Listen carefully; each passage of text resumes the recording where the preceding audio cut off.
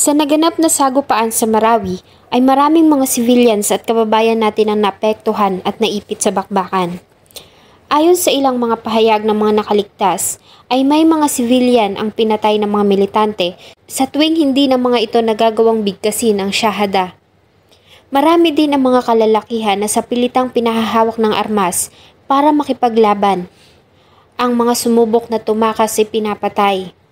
Sa pagpasok ng buwan ng July, ayon sa report, ay nagtatago ang leader ng militante na si Isnilon Hapilon sa isa sa mga moske ng Marawi. Patuloy pa din ang palitan ng putok sa pagitan ng mga militante at ng mga militar araw at gabi. Muli po nating ipagpatuloy ang ating naging talakayan tungkol sa pagbawi ng ating sandatahang lakas sa Marawi sa kamay ng mga rebelde. Bago ko po simulan ang ating story, sa mga bago po sa channel ko, please hit the subscribe button at pakipindot na rin po ang ating notification bell para ma-notify kayo sa mga bago nating upload na videos. July 4. Ayon sa tagapagsalita ng presidente na si Ernesto Abella, ay tinatayang 500 million worth na pera ang kinamkam ng mga militante mula sa Marawi. Sa pareho ding araw ay nagawang mabawi ng government troops ang Dansalan College na siyang ginawang taguan ng mga snipers ng militante. Nagawa din nilang ma-recover ang 410 ng mga sandata sa lugar sa kanilang ginawang clearing operations. July 12 ay 2 mga sundalo at 11 ang sugatan dahil sa friendly fire. Ayon sa report ay nagkamali ang piloto ng FA-50 Philippine Golden Eagle fighter jet dahil sa miss nito ang target ng 250 meters away. Kinabukasan July 13, ayon sa Armed Forces of the Philippines, ay tinatayang 934 na mga militante ang namatay sa sagupaan. 498 na mga armas ang kanilang na-recover. 93 naman ang fatalities nito sa government forces at 45 na mga civilians pa ang namatay. Nagawa namang ma-rescue ng militar ang 1,723 na mga tao sa syudad, ngunit tinatayang 300 pa ng mga civilian ang naipit sa loob ng war zone.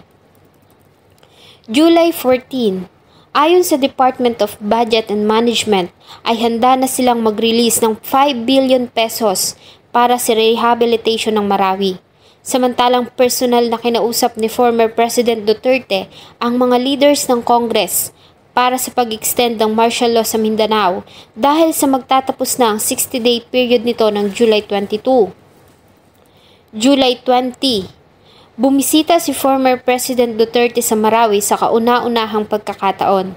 Dapat sana ay bibisita ito sa lugar noong June 8 at July 7, pero dahil sa hindi magandang lagay ng panahon ay na-cancel ang kanyang visit. Kinamusta niya ang mga evacuees sa mga evacuations, ganun din ang mga sundalong sugatan sa mga hospital. July 22 ay pinagbigyan ng Congress ang kahilingan ni former President Duterte para sa pag-extend ng martial law hanggang katapusan ng December 31, 2017. Sa pinagsamang session ng Philippine Congress at Senators ay nakakuha ng 18 senatorial votes at 261 congressmen ang nasabing panukala, samantalang 18 lamang ng mga senator ang tumanggi at walang congressmen. Kaya naman ay prinuklama ang Proclamation Order No. 216 para sa pag-extend ng martial law sa Mindanao hanggang sa katapusan ng taon.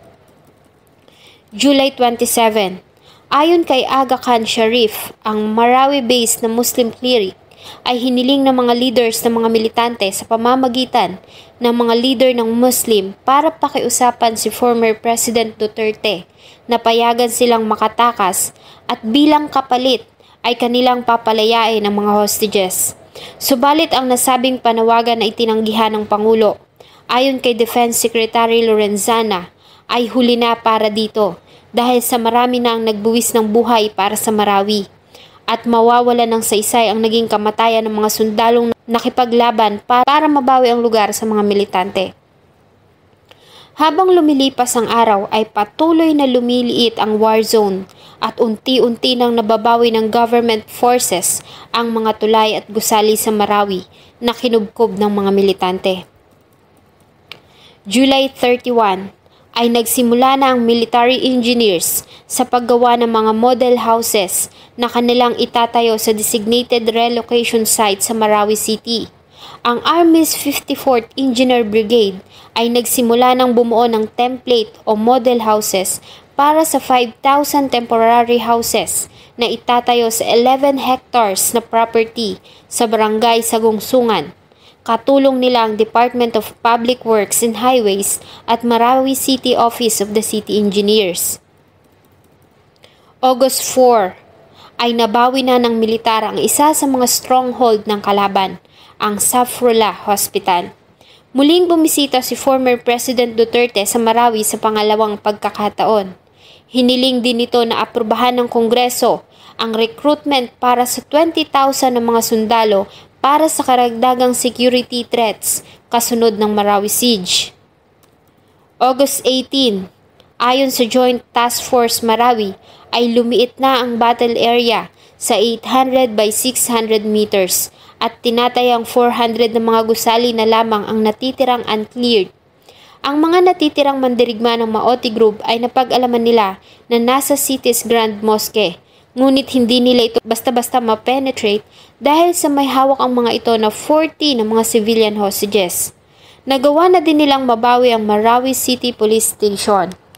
August 24 ay bumisita si former President Duterte sa Marawi sa pangatlong pagkakataon matapos na mabawi ng militar ang Grand Mosque. August 28, sa pagdiriwang ng Araw ng Mga Bayani, ay ginawad ni former President Duterte ang lapu-lapu ng kalasag sa 129 na mga sundalo at pulis na namatay sa Marawi.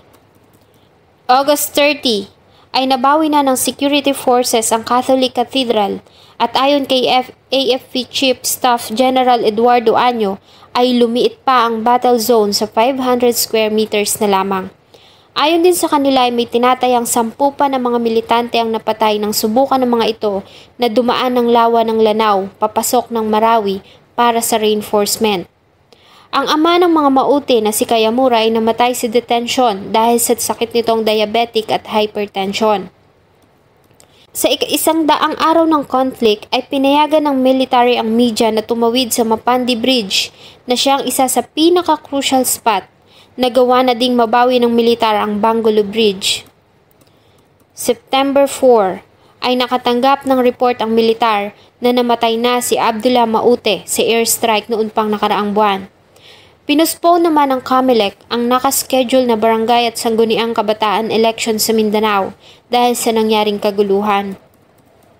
September 8, ayon sa militar, ay 5 pang Maute brothers ang namatay sa sagupaan. Kaya naman tanging si Omar Maute na lamang ang natitira sa magkakapatid na buhay sa Marawi. At ayon din sa kanila, ay mas lumiit pa ang battle zone ng 20 hectares na lamang. Samantala, sa naging pahayag ni former President Duterte, ay tahasan nitong sinabi na mas gugustuhin niya pa na mamatay na ang mga militante kesa sa maaresto ang mga ito ng buhay. No, I tell you now, patayin na ninyo lahat ng hawak ninyo, hindi ako magkikipag-usap sa inyo. Nagpunta kayo dito, naghanap ng gulo sa Pilipinas, lalo na kayong mga foreigner. You are the extremist guys. You do not want to do nothing with the world except to kill and destroy. Kung yan ang gusto ninyo, ibibigay ko talaga sa inyo. September 10 ay tuluyan ng pinasok ng militar ang major defensive position ng natitirang Maute Group. September 11 ay bumisita si former President Duterte sa Marawi sa pang-apat na pagkakataon. Ayon sa report, ang foreign assistance na may kinalaman sa Marawi ay umabot na sa 2 billion pesos. September 16 ay nagawa ng mabawi ng militar ang Bato Mosque at Amaytul Islamia Marawi Foundation Building na siyang tumayong control center ng mga militante. Dito ay natagpuan nila ang buhay pa na si Father Chito Suganob na agad na lumipad patungong Davao City para makapagkita kay former President Duterte. September 18, Ayon sa AFP, ang battlefield ay lumiit pa sa 10 hectares at tinatayang 50 na lamang ang mga hostages na nanatili sa Marawi. Muli namang bumisita si former President Duterte sa ikalimang pagkakataon at sa isang panayam ay sinabi niya na aalisin na ang martial law sa Mindanao pagkatapos ng ginagawang clearing operations. October 16, si Isnilon Hapilon at Omar Maote ay namatay habang isinasagawa ang hostage rescue operation. Ayon sa statement na inilabas ni Defense Secretary Lorenzana, ay tinatayang may 100 pa na mga militante ang natitirang nakikipaglaban sa Marawi.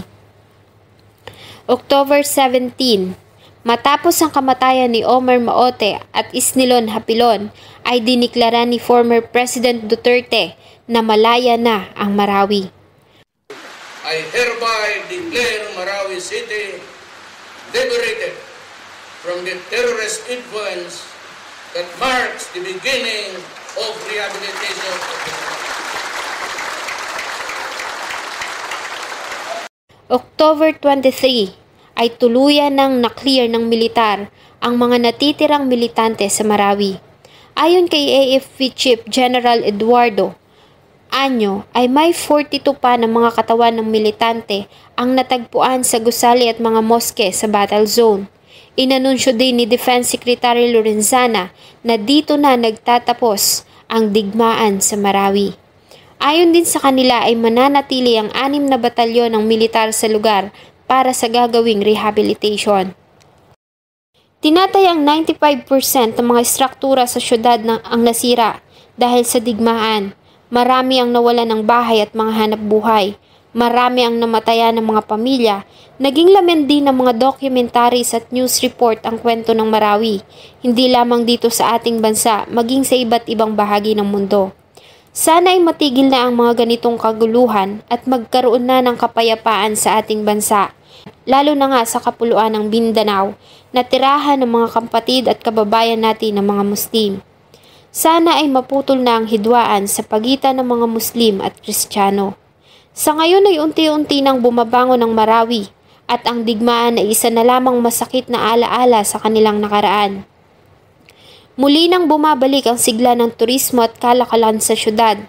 Sa ngayon ay makikita mo pa rin ang bakas na iniwan ng Marawi Siege sa lugar at isa na ito sa mga dinarayong tourist destination doon ngayon na tinatawag nilang Ground Zero.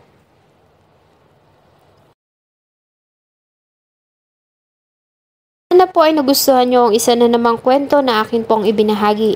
Marami pong salamat sa patuloy na pagtangkilik ng akin pong mga videos. Huwag nyo pong kalimutang mag-iwan ng inyong saloobin at suggestion sa atin pong comment section. Thank you so much po.